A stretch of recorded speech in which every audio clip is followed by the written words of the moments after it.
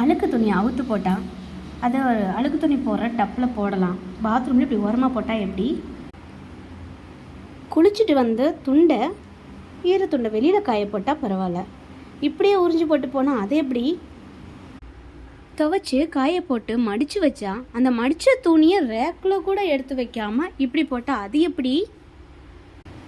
சாப்பாடு போட்டு சாப்பிட்டுட்டு அந்த குக்கரில் இருக்க சாப்பாடை ஹாட் பாக்ஸில் கொட்டி வைக்காமல் கூட அப்படியே போனால் அது எப்படி?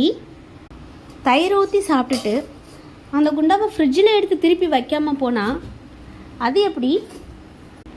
காலையில் பிஸ்கட் சாப்பிட்டுட்டு அதை ஸ்நாக்ஸ் வைக்கிற இடத்துல வைக்காமல் அப்படியே கிச்சனில் வச்சுட்டு போனால் அது எப்படி? இந்த மாதிரி தாங்க வீட்டில் ஒவ்வொரு அம்மாக்களும் பிள்ளைங்களை ஒவ்வொரு விஷயங்களை கரெக்ட் பண்ண சொல்லிக்கிட்டே இருப்பாங்க. சின்ன சின்ன விஷயங்களை நம்ம பிள்ளைங்களுக்கு பழக்க வேண்டிய கடமை நமக்கு தாங்க இருக்குது. சொல்லிக்கிட்டே இருங்க, தப்பு கிடையாது. அவங்க